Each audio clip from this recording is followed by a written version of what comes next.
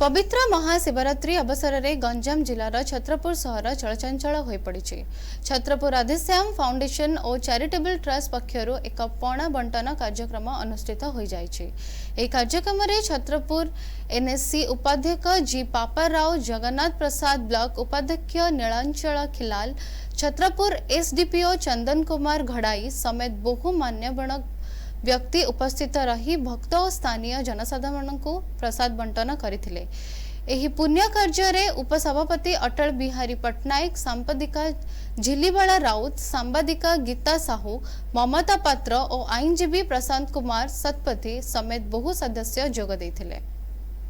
Prashant Kumar Satpathy, Radhashyam foundation and charitable trust उपदेष्टा।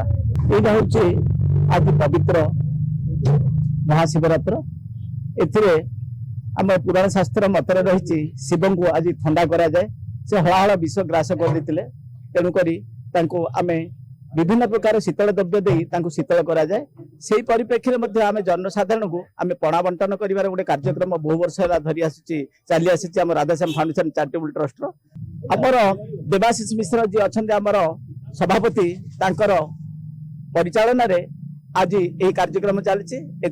बहु भक्त समावेश होते, भक्त मान पड़ा बंटन कर आम अनुष्ठान आज धन्य निजक धन्य मन कर। कार्यक्रम में छत्रपुर आरक्षी विभाग आमर उपखंड विभाग अधिकारी एवं छत्रपुर आदर्श थानार भारप्राप्त अधिकारी एवं अन्य मान्यगण्य व्यक्ति माने, आमर काउंसिलर माने एवं गणमाध्यम प्रतिनिधि माने, सहर विशिष्ट व्यक्ति माने एथिरे जोग देइथिले एवं पड़ा बंटन कार्यक्रम सुरुखुरे चली।